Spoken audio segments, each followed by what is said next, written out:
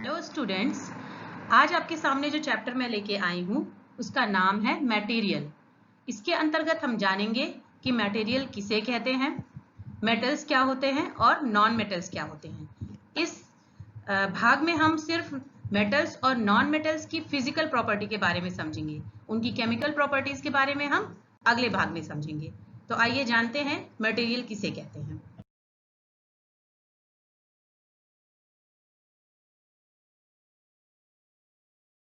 Materials. A substance that can be used for making or doing something is called material. इसका मतलब है कि कोई भी ऐसा पदार्थ जिसका इस्तेमाल हम कुछ बनाने के लिए करते हैं या फिर कुछ करने के लिए करते हैं उसको हम मटेरियल बोलते हैं। Metals.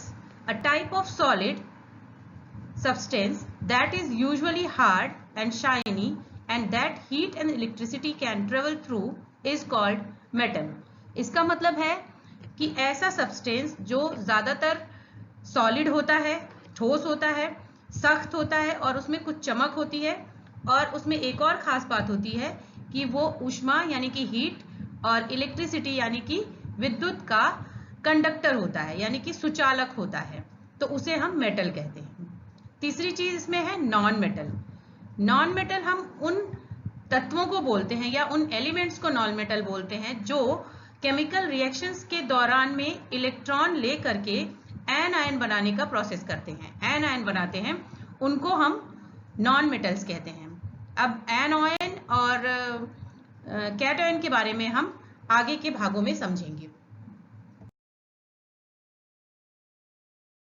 अब हमने जब समझ लिया कि मटेरियल्स क्या होते हैं, मेटल्स क्या होते हैं और नॉन मेटल्स क्या होते हैं, तो आइए समझते हैं कि मेटल्स की फिजिकल प्रॉपर्टी क्या होती है।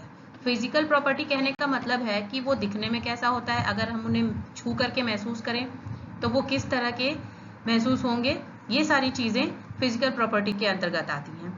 तो फिजिकल प्रॉपर्टी ऑफ मेटल्स में पहली जो प्रॉपर्टी है फिजिकल स्टेट की है। फिजिकल स्टेट उनका इस तरीके का होता है कि अगर रूम टेम्परेचर पर उन्हें छोड़ दिया जाए तो वो जनरली सॉलिड अवस्था में ही रहते हैं, ठोस अवस्था में ही रहते हैं। और मेटेलिक लशर, लशर का मतलब होता है चमक। इन धातुओं में या मेटल्स में कुछ एक विशेष प्रकार की चमक होती है जो अगर इनको हम घिसे तो ये चमक उनकी बढ़ जाती है। तीसरी जो प्रॉपर्टी है हार्डनेस। ज़्यादातर मेटल्स जो है हार्ड होते हैं, लेकिन ये हार्डनेस उनकी मेटल टू मेटल वेरी करती है। जैसे आप अगर कॉपर और आयरन का एग्जांपल लें तो ये ज़्यादा हार्ड होते हैं, जबकि सोडियम और पोटेशियम सॉफ्ट होते हैं, और वो इतने सॉफ्ट होते हैं कि उनको हम एक नाइफ से कट भी कर सकते हैं। तो इस तरह से metal to metal hardness vary करती है। चौथी चीज़ है मेलेबिलिटी। मेलेबिलिटी का मतलब है कि किसी चीज़ को ठोस अवस्था से निकालकर एक पतली शीट में कन्वर्ट कर देना। होंगे तो वो ठोस ही, बट उन्हें हम एक पतली शीट में कन्वर्ट कर सकते हैं, तो ये हम मेटल के साथ कर सकते हैं।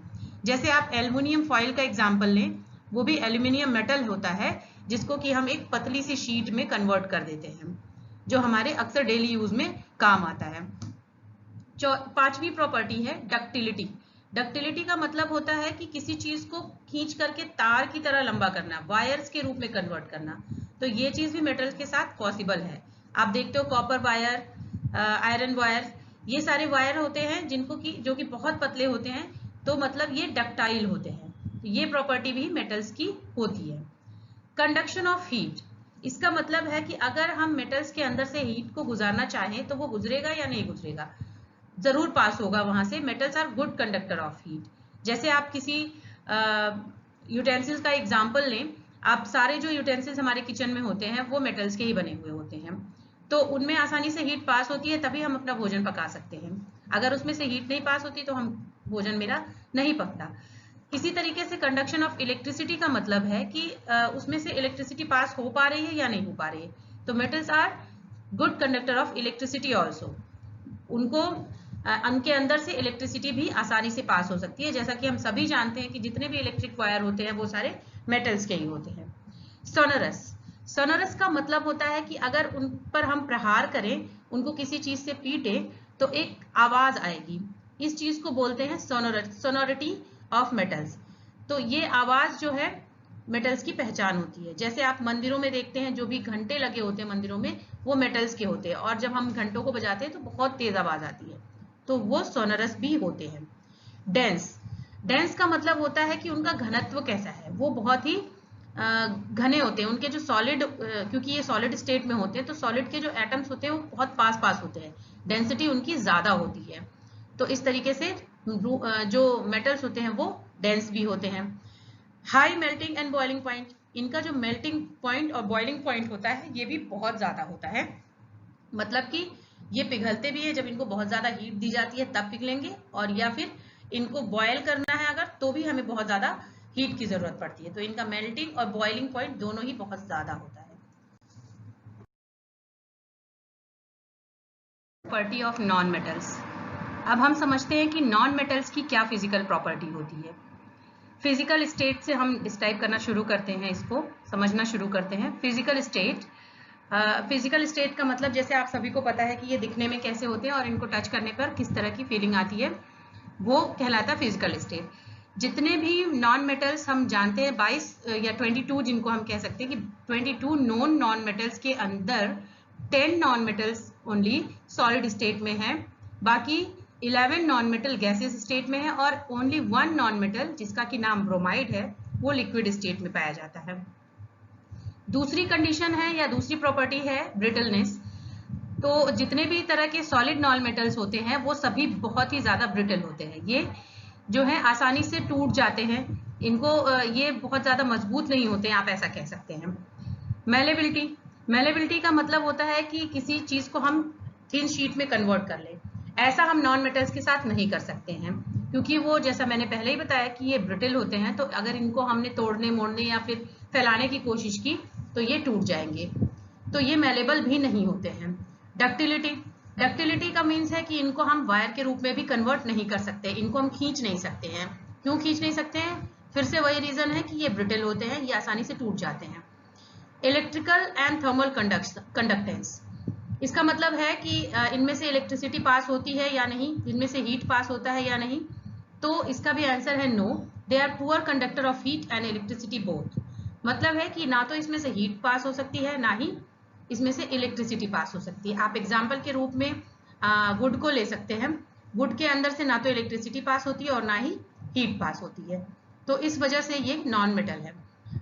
फिर आती है बारी सॉफ्टनेस की। डायमंड को अगर छोड़ दीजिए, diamond is a natural non metal, ये सबसे ज्यादा हार्ड होता है, ये एक एक्सेप्शन है नॉन मेटल्स के केस में। डायमंड के अलावा जितने भी नॉन मेटल्स है, जैसे कि आप देख रहे हो फिगर में, साइड में पिक्चर में, फॉस्फोरस है, सल्फर है, ये सभी सॉफ्ट स्टेट में होते हैं, बहुत ज्यादा सॉफ्ट होते हैं। Boiling and melting point, diamond, फिर से डायमंड की का एक्सेप्शन यहाँ पर आता है, क्योंकि डायमंड बहुत ज्यादा हार्ड होता है तो इसलिए उसका मेल्टिंग और बॉइलिंग पॉइंट बहुत ज्यादा होता है। उसके अलावा जो भी नॉन मेटल्स हैं वो सभी लो मेल्टिंग पॉइंट्स के होते हैं। फिर डेंसिटी, नॉन मेटल्स क्योंकि वजन में हल्के होते हैं, इनका वेट बहुत कम होता है, तो इनकी डेंसिटी भी लो होती है। तो इस तरीके से हमने समझा कि फिजिकल प्रॉपर्टी नॉन मेटल्स की क्या होती है और किस तरीके से वो मेटल से डिफरेंट है। एक्सेप्शंस, एक्सेप्शंस वो होते हैं जो बिलोंग तो करते किसी और ग्रुप से, बट उनकी प्रॉपर्टी कुछ और होती है। इसी तरह से कुछ मेटल्स और नॉन मेटल हैं जो कि अपनी अपनी कैटेगरी से बिलोंग करते हुए भी वो अलग कैटेगरी की के गुणों को प्रदर्शित करते हैं। जैसे हम एग्जांपल लेते हैं आयोडीन और ग्रेफाइट का। जैसा कि हम सभी जानते हैं कि ये दोनों नॉन मेटल्स हैं, लेकिन इन दोनों नॉन मेटल्स में चमक होती है जो कि एक मेटल होने का गुण है। जबकि हम सोडियम और पोटेशियम के बारे में जानते हैं कि ये दोनों मेटल हैं और मेटल्स का मेल्टिंग पॉइंट बहुत ज्यादा हाई होता है, लेकिन सोडियम और पोटेशियम के केस में हम ये देख रहे हैं कि दोनों का मेल्टिंग पॉइंट बहुत ही लो है। इसी तरह से मरकरी, हम सभी जानते हैं कि मरकरी लिक्विड होता है, जबकि ये एक मेटल है और मेटल्स की क्वालिटी होती है कि रूम टेम्परेचर पे ये सॉलिड स्टेट में होते हैं, लेकिन मरकरी इससे अलग गुण प्रदर्शित करता है और ये लिक्विड कंडीशन में होता है। फिर ग्रेफाइट है जो कि एक नॉन मेटल है और हम सभी जानते हैं नॉन मेटल्स जो है वो बैड कंडक्टर ऑफ इलेक्ट्रिसिटी होते हैं या इंसुलेटर कह सकते हैं इन्हें हम। ये जबकि ग्रेफाइट है ये गुड कंडक्टर ऑफ इलेक्ट्रिसिटी है। इसी तरह से लेड जो है वो मेटल है, जबकि वो एक इंसुलेटर है।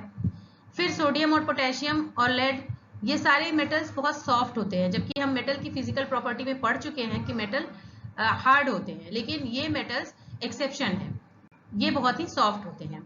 जबकि डायमंड जो कि एक नॉन मेटल है, और नॉन मेटल्स यूजुअली सॉफ्ट होते हैं, लेकिन डायमंड जो है अब तक के जितने भी सब्सटेंस खोजे गए हैं नेचर में, वो सबसे ज्यादा हार्ड सब्सटेंस के रूप में जाना जाता है। तो ये भी एक तरह का एक्सेप्शन हुआ। इसी तरह से हम जानते हैं सभी मेटल बहुत ज्यादा हाई वेट के होते हैं, जबकि एल्यूमिनियम इसके उल्टा है, वो बहुत ही ज्यादा लाइट वेट मेटल है। तो इस तरह से हमने देखा किस तरह से मेटल्स नॉन मेटल्स की प्रॉपर्टी को फॉलो कर रहे हैं और नॉन मेटल मेटल्स की प्रॉपर्टी को फॉलो कर रहे हैं। तो ये चीजें हैं एक्सेप्शन।